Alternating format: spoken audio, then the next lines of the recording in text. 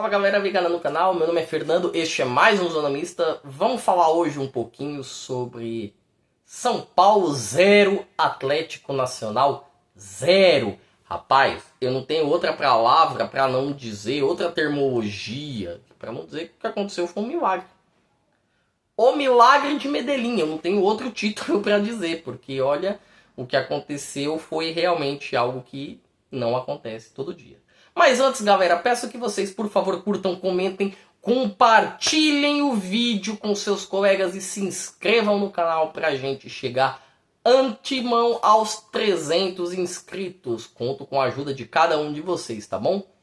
Vamos falar um pouquinho sobre o vídeo, porque ontem à noite, na noite da terça-feira, o São Paulo foi à Colômbia, mais precisamente no estádio Atanásio Girardot, o lendário Atanásio Girardot, enfrentar o Atlético Nacional em Medellín. O jogo terminou 0-0. E, cara, se alguém me entrega um documento assim, dizendo, ó, vai acontecer isso no jogo, você assina o 0-0, eu assinava na mesma hora.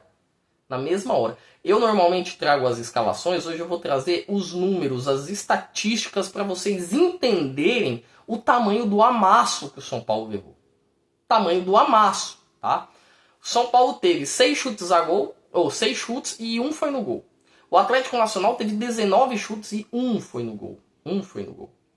O Atlético teve 55% de posse de bola, o São Paulo teve 45%. Você pega aqui em cima os gols esperados, você vê que os gols esperados do Atlético Nacional são 2,51, o São Paulo tem 0,22. O que isso significa?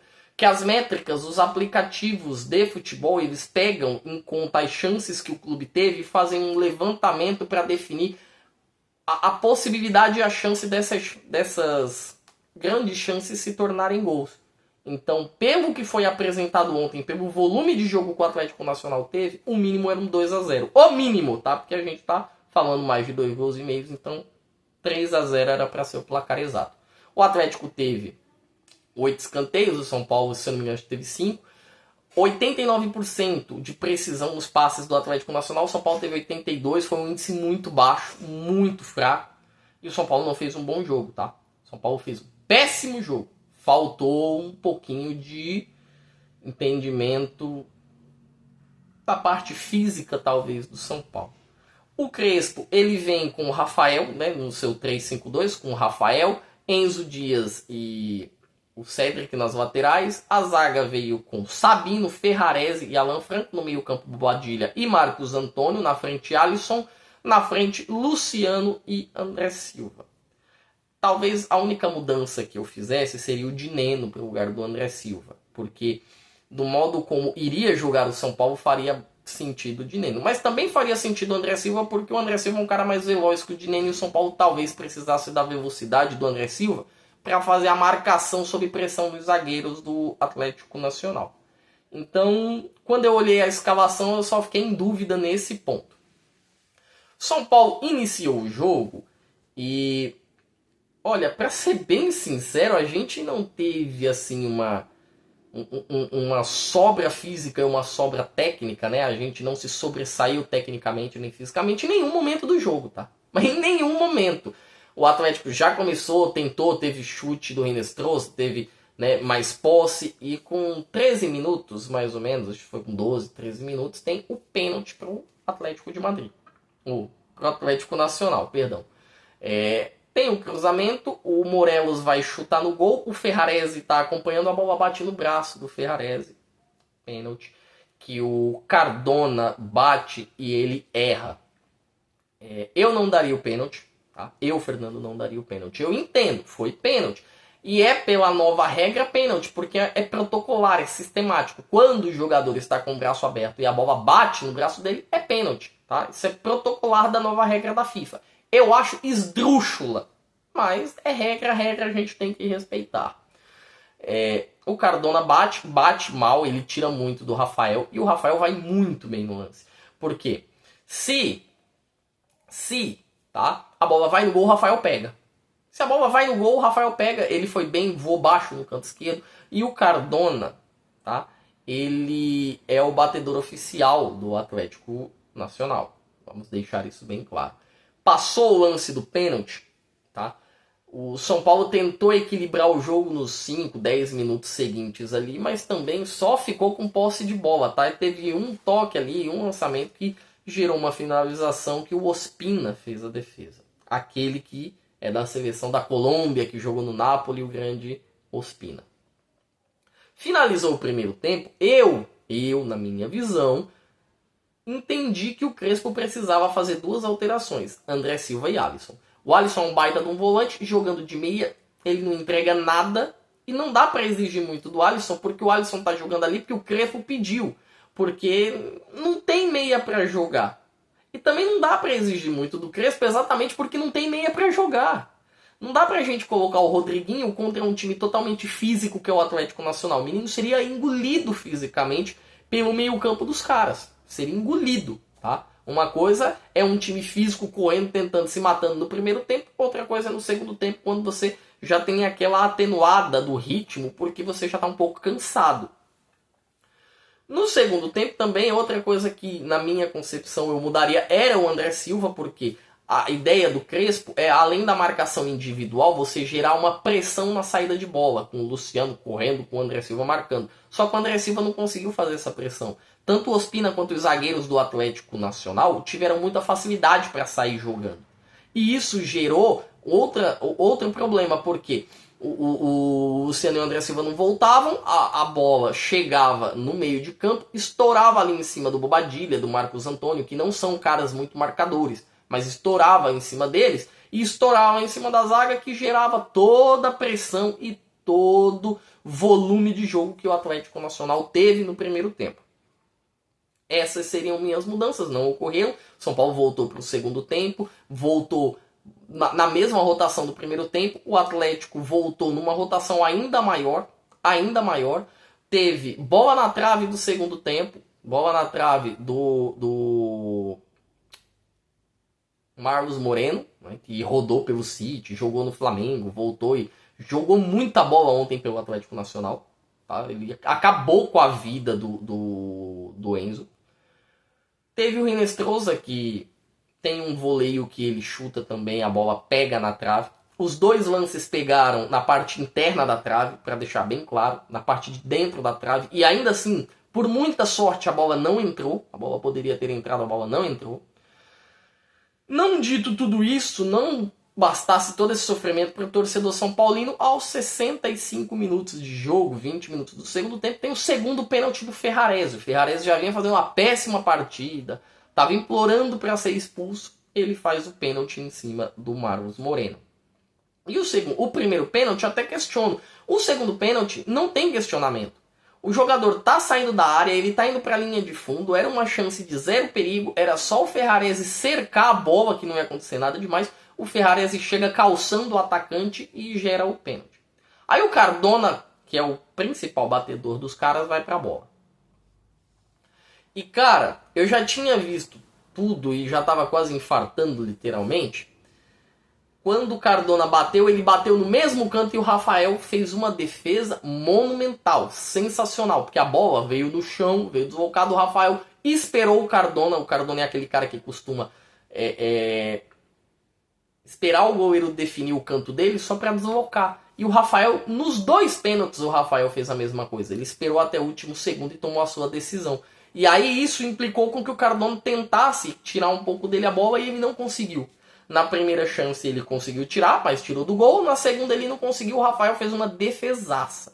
Cara, depois de tudo que aconteceu, ainda teve no final do segundo tempo o Pablo Maia salvando um gol quase que em cima da linha. Teve uma cabeçada, né, do zagueiro do Atlético Nacional, agora não me recordo o nome, que ela passou e ela estava indo em direção ao gol, que se o Pablo Maia não tira, o Rafael não teria tempo de chegar, porque a visão dele estava um pouco encoberta no lance. Quanto ao Cardona, que eu escutei muita gente falando mal dele, o Cardona, quando ele volta para a Colômbia, ele passou pelo Boca, jogou na Colômbia antes e tudo, ele bateu 11 pênaltis. Ele tinha 11 gols de pênalti. Ele não tinha errado um pênalti desde que ele voltou para a Colômbia. Ele viu o São Paulo e erraram os dois pênaltis. Os dois pênaltis o cara conseguiu errar. Tá? O São Paulo mediante tudo que o jogo apresentou, todos os cenários que o jogo trouxe, ele conseguiu um resultado muito bom. Muito bom. O São Paulo volta vivíssimo, com um 0-0. E agora, a característica vai mudar e muito.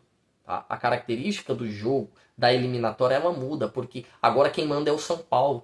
Então não faz sentido, por exemplo, o São Paulo... E aí já é uma análise que eu estou fazendo do jogo que provavelmente vai acontecer na terça que vem no Morumbi. O São Paulo não vai jogar com o Alisson. Quem vai jogar é o Rodriguinho. Se o Lucas puder jogar contra o Sport e vão haver testes para o Lucas jogar 45 ou mais minutos, né, no jogo de volta, se o Lucas puder jogar mais de 45 minutos, ele começa jogando junto com o Luciano. Se o Lucas puder jogar só 45 minutos, ele joga no segundo tempo. O São Paulo não vai se retrair. O São Paulo vai propor. São Paulo vai ter 60 mil vozes gritando junto e ressonando junto em simbiose com o time para poder apertar o Atlético Nacional. O Cardona, que perdeu os 2 pênaltis, não vai jogar. E não porque ele é ruim ou porque ele foi mal. O Cardona é o melhor jogador do Atlético de Madrid junto com o Rinas-Trouza, por exemplo. Tá? Mas o Cardona não marca, não faz jogo sujo, sem bola. Ele não marca, não repõe, não cerca, não faz nada. Se o Cardona joga, Morelos... Rinas-Trouza, Marlos Moreno, todo mundo tem que sair da sua posição e jogar pelo Cardona. E isso vai impactar no estilo de jogo do Atlético de Madrid, do Atlético Nacional, perdão. É por isso que eu não vejo o Cardona jogando na volta. Vejo mais o volante Uribe jogando, dando uma outra pegada para o meio-campo do Atlético Nacional. Algumas coisas têm que mudar, tá? O comportamento do São Paulo tem que mudar. O São Paulo não conseguiu fazer a sua marcação individual travar nos jogadores do Atlético Nacional. São Paulo tem que chutar mais a gol, tem que procurar. Creio eu que vai conseguir, que vai ter sucesso. Normalmente no futebol não é muito corriqueiro você ver 2 jogos tão mal seguidos assim de um clube ou 2 jogos tão dominantes do outro clube numa fase de mata-mata, tá? Não é muito corriqueiro mesmo. Vamos falar um pouquinho do Sport. Porque o São Paulo vai pegar o Sport no sábado, 6h30, na Ilha do Retiro. É um jogo que, se o São Paulo quiser se classificar na Libertadores ou ter a chance de se classificar, quase nenhum titular pode ir para o Recife. O São Paulo tem que rifar o jogo. Bota o Sub-12 para jogar, tá? É subir o Osório da base, é subir o Andrade da base, é colocar o Negruti e o Luan para jogar, é colocar o Dineno para jogar, é colocar o Tapia para jogar. É colocar o Henrique do Carmo, é colocar o Luca para jogar, é colocar o Mike para... Todo mundo ali do Sub-20. O São Paulo tem que botar o Sub-20 para jogar contra o Sport. É a minha visão, porque já existe como que eu posso dizer assim, um entendimento. O time Sub-20 já joga junto há um bom tempo, já tem um entrosamento, já são entrosados. Porque se você colocar time reserva do São Paulo, alguns reservas terão que jogar, mas poucos. Dos titulares, acho que o único que deve jogar para testar a minutagem é o Lucas, para a gente ver como que ele vai estar fisicamente para o jogo da próxima terça-feira. Os titulares não devem jogar, eles não devem nem viajar. O Crespo não deve nem viajar. Tá? Bota o Milton Cruz com Sub-20 lá, se perdeu o jogo, perdeu, que pena. Mas o São Paulo chegou no momento da temporada que o São Paulo não tem elenco e concessões devem ser feitas. Algumas concessões devem ser realizadas. Ou você vai priorizar o Campeonato Brasileiro, o Campeonato de Pontos Corridos, se furtando em jogar fora de casa contra o Sport com seus titulares, ou você vai se furtar de priorizar o mata-mata da Libertadores, onde você deveria ter tomado um 5-0, saiu vivo com um 0-0 e o jogo de volta é aqui. Eu não tenho dúvida que vai ter Rua de Fogo no Morumbi, que a Independente vai fechar o Morumbi, que vai ter 60 mil negros no Morumbi terça-feira que vem, que vai ter pelo menos uns 20 mil na rua, que vai ser um inferno pro Atlético Nacional, que se a gente conheceu a guerra que foi no Atanásio Girardot ontem, eles vão conhecer a guerra que vai ser no Morumbi na próxima semana. Mas o jogo ainda está aberto. E é por isso que eu vejo que o São Paulo precisa descansar os seus atletas, porque por mais que a ideia de jogo mude, fisicamente o São Paulo vai precisar estar na ponta dos cascos para competir com os caras do Atlético Nacional. Pra gente finalizar o vídeo, o São Paulo, eu vou trazer um dado, que o São Paulo ele é o único time que fora de casa ainda não tomou gol nessa Libertadores. Não tem pra Flamengo, não tem pra Palmeiras, não tem pra River, não tem pra ninguém. Tá? O São Paulo tá a 16 jogos na Libertadores invicto. Ele não perde, tem 16 jogos. Ah, Fernando, mas não foi campeão. Sim, não foi campeão, mas você começa a gerar e a pavimentar o caminho a partir disso. É quando você joga direto, é quando você tá todo ano, é quando você chega no mata-mata todo ano, é quando você tem bons times, é quando você tem boas sequências, é aí que você vai pavimentando o caminho para ser campeão. Não é jogando um ano sim, outro não, um ano sim, dois não. Não é assim que você vai ser campeão, tá, meu amigo? Se você pensa isso, só se acontecer algo que acontece a cada 10, 15 anos no futebol, que é a exceção da regra. Quanto a essa sequência que o São Paulo tem, é um jogo com o Milton Cruz, 14 jogos com o Zubeldia e um jogo agora com o Crespo. Enxerga o São Paulo como favorito para o jogo da volta? Enxerga. Para mim está 55% a 45% o fichamento da volta. Mas vai depender do que o São Paulo entregar. É tão inacreditável o futebol que se o que aconteceu ontem acontecesse em qualquer outro esporte, golfe, natação, bocha, polo aquático, squash, ginástica, São Paulo estava eliminado. O São Paulo teria perdido o jogo. Só no futebol que o São Paulo sai com esse empate que eu considero pelas circunstâncias muito boas. Aos que reclamam, gente, Libertadores é isso. É você ganhar em casa e você não perder fora. Quem faz isso é campeão. Deixe os seus comentários aqui, eu quero saber o que cada um de vocês pensam. Curta, comente, compartilhe e principalmente, galera, se inscreva no canal pra gente, ademais, adiante chegar o quanto antes aos 300 inscritos. Na noite desta quarta-feira eu me despeço, porque já tem Flamengo e eu vou querer ver. E por hoje, galera, é só. Tchau!